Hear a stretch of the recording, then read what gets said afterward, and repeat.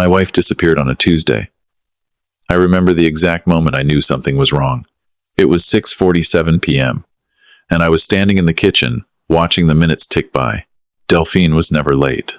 In 9 years of marriage, she had never once been more than 10 minutes late without calling. By 7:30, I had called her 6 times. By 8, I had called her office, her friends, her gym. By 9, I was driving through our neighborhood looking for her car. By midnight, I was sitting in a police station filling out a missing persons report while a detective watched me with eyes that had already made up their mind. "Mr. Hale, when did you last see your wife?" "This morning, before she left for work." "And what was her demeanor? Did she seem upset?" "No. She kissed me goodbye, told me she loved me, said she'd be home by 6. Did you have any arguments recently? Any marital problems?"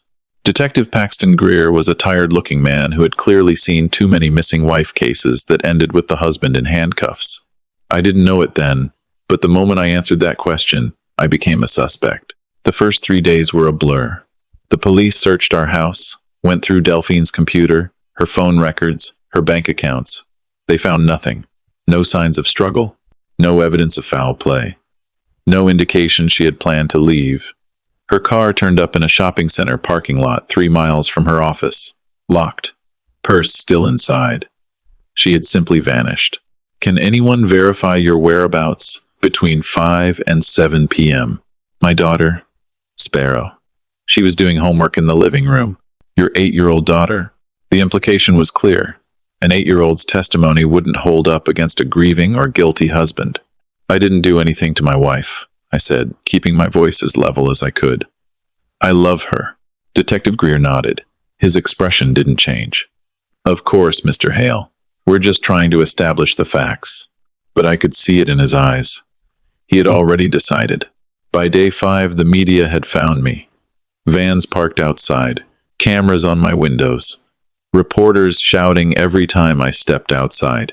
"Mr. Hale, is it true the police consider you a person of interest?" "Mr. Hale, did you kill your wife?" I stopped going outside. Sparrow stopped going to school. She was 8 years old and she was being treated like the child of a murderer. "Daddy, where's Mommy?" I held her on my lap. "I don't know, sweetheart, but the police are looking for her. They're going to find her." "Why are those people outside with cameras?" "Because they want to know where Mommy is, too. Why don't they just ask us?" I didn't have an answer for that. By day 7, my friends had stopped answering. Mark, my best friend since college, texted me on day 6. "Sorry, man. Need some space? This is all too much." Delphine's closest friend blocked my number. My neighbor of 7 years started parking in his garage so he wouldn't have to wave at me. One by one, everyone retreated behind walls of silence. Only 2 people stayed. My brother Kieran drove up from Boston on day 3 and refused to leave. He slept on my couch, made sure Sparrow ate, fielded calls.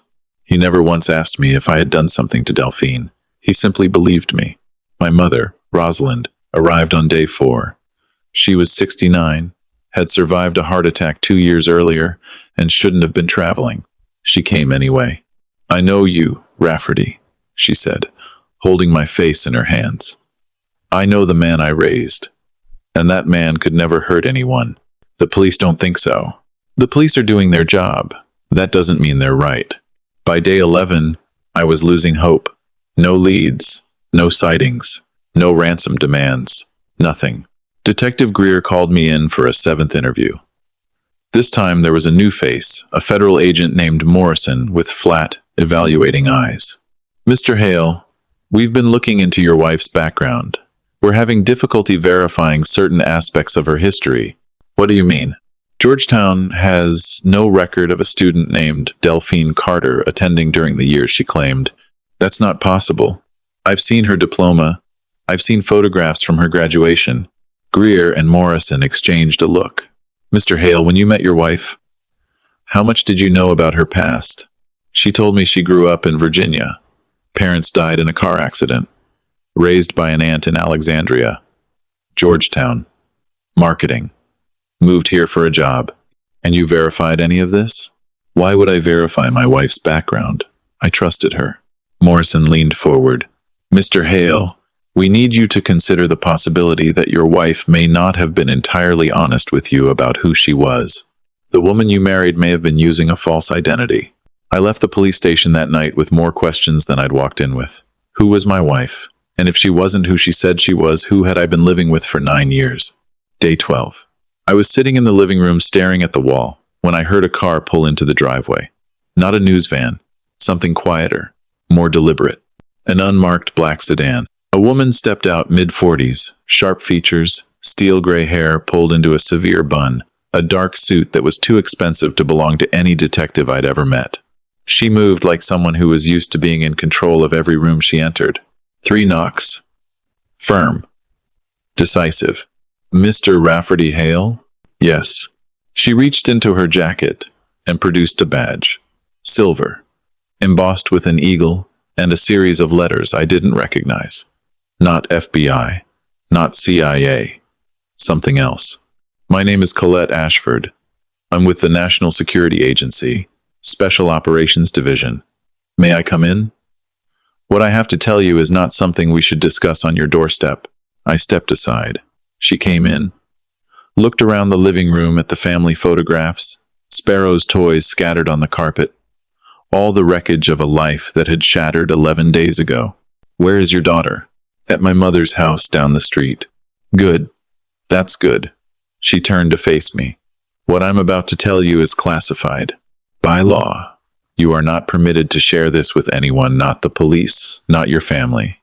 If you violate this restriction, you will be subject to prosecution under the Espionage Act. Do you understand? I don't understand anything. Just tell me where my wife is. She took a breath. Your wife is alive. The words hit me like a physical blow. 11 days of preparing myself for the worst, for the call that would tell me they had found her body. And now, this woman was telling me she was alive. Where is she? Is she okay? Can I see her? I can't tell you where she is. But she is safe and unharmed. Then why didn't she call? Why did she let me think? Mr. Hale. Her voice was firm. What I'm about to tell you will be difficult to hear. But you deserve to know the truth. She paused. The person you married doesn't exist. The woman I knew as Delphine Carter Hale was born Mira Elena Vance. Orphaned at 8, that part was true.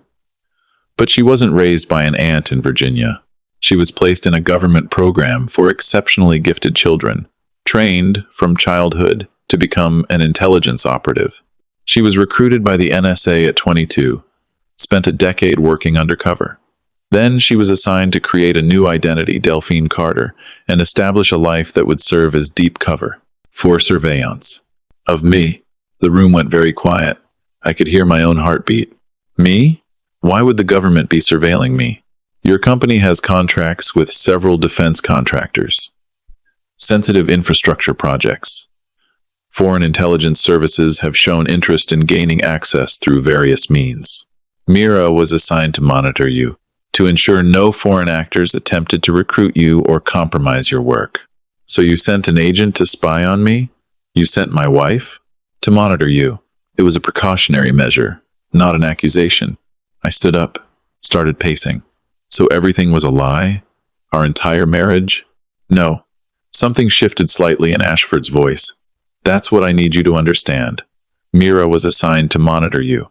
But what happened between you, the relationship, the love, your daughter, that wasn't part of the mission? How could you possibly know that? Because she told us.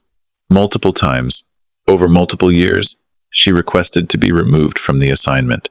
She said her feelings had become compromised, that she couldn't maintain professional distance. We denied every request. You denied her? She was too valuable to remove. Her cover was perfect. Her access was unparalleled. And by then she had a child with you. Sparrow was your cover story? Sparrow was not planned. But once she was born, she became a factor in operational decisions. Ashford paused. Mr. Hale, I know this is difficult, but Mira loved you. She loved your daughter. That was real. It was also the reason she had to leave. What do you mean? 11 days ago, an intelligence operation went wrong. A foreign operative named Nikolai Volkov obtained information that identified Mira as an American agent. Once her cover was blown, everyone connected to her became a target, including you, including your daughter. By disappearing, she drew their attention away from you and allowed us to neutralize the threat. If the threat is gone, she can come back. She can come home. Ashford was silent for a long moment. I'm sorry, Mr. Hale, she can't. Why not? Volkov was one operative. There are others. Mira's identity is now known to multiple foreign intelligence services. If she returns, she puts you and Sparrow at risk again. The only way to keep all of you safe is for her to remain in hiding permanently. Permanently. The woman you knew as Delphine Hale is gone. She cannot exist anymore. Mira Vance will be relocated, given a new identity. You will have no contact with her. She reached into her jacket and produced an envelope, plain white, no return address. My name on the front in handwriting I would recognize anywhere. She wrote this before she left. She knew she wouldn't be able to say goodbye in person. I took it with trembling hands. She walked to the door. The police will be informed that your wife was located and left voluntarily for personal reasons. They will not be told the truth. As far as the world is concerned, Delphine Hale abandoned her family. Your name will be cleared, but your wife will be remembered as a woman who walked away. And I have to live with that. You have to protect your daughter. Give her a chance at a normal life. And that means keeping the truth buried. She left. And I sat alone in my living room, holding an envelope that contained the last words my wife would ever say to me. My dearest Rafferty, I don't know how to write this letter. I've started it 100 times, and every time the words feel wrong. How do you explain 9 years of lies to someone you love more than anything? My name is Mira Vance. I was born in 1,986 inches, a small town in Pennsylvania. My parents died when I was 8. That part was real. But everything else I told you was a cover story. Fiction designed to create a person who could fit seamlessly into your life. I was assigned to monitor you. Your company had contracts that interested foreign intelligence services, and the NSA wanted someone on the inside. That was my mission. That was supposed to be the only thing between us. But then I met you. Do you remember our first conversation? That coffee shop on 3rd Street, the one with the terrible pastries and the beautiful view of the park? You were reading a book about ancient Roman architecture, and I asked you about it. Not because I cared about Roman architecture, because it was an easy way to start a conversation. You talked for 45 minutes about arches and aqueducts and the mathematics of domes, about how the Romans understood something fundamental about weight and balance that we've been trying to recapture ever since. You were so passionate, so completely absorbed in something you loved. And I remember thinking, this man is different. This man is real. I was supposed to be gathering intelligence. Instead, I was falling in love. By the time we got married, I had already broken a dozen protocols. I had filed requests to be removed from the assignment. I had told my handlers that I couldn't maintain professional distance. They denied every request. They said I was too valuable. So I stayed, and I built a life with you. A real life with real feelings, even though the foundation was made of lies. When Sparrow was born, I knew I could never leave. Not because of the mission. By then, I barely remembered the mission, but because of her, because of you, because of the family we had created together. I know you must hate me right now. I know you feel betrayed, manipulated, used, and you have every right to feel those things. I lied to you for 9 years. I let you believe in a person who didn't exist. But Rafferty, the love was real. Every kiss, every laugh, every quiet moment watching Sparrow sleep, that was me, the real me.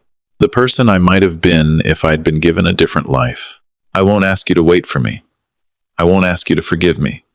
I'll only ask you to do one thing. Tell Sparrow about the mother who loved her.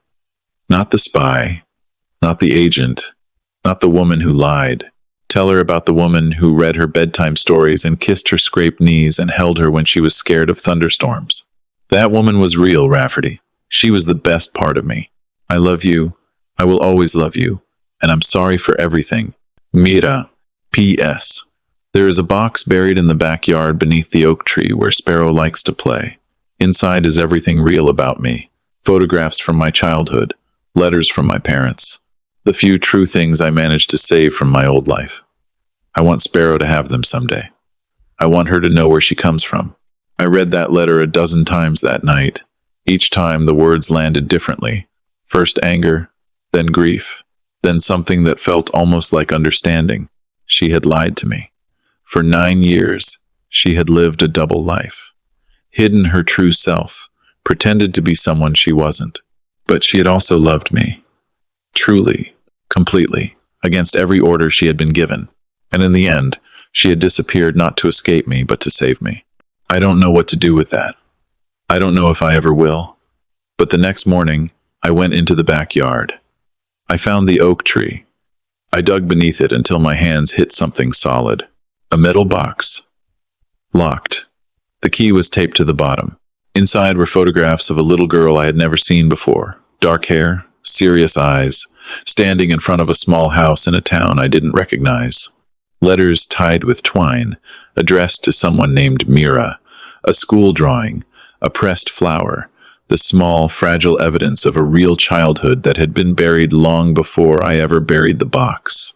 I sat in the backyard for a long time holding those photographs, looking at the little girl who would grow up to become my wife, who would be taken from her own life before she was old enough to understand what was being asked of her, who would spend decades pretending to be someone else until, somewhere along the way, she became her.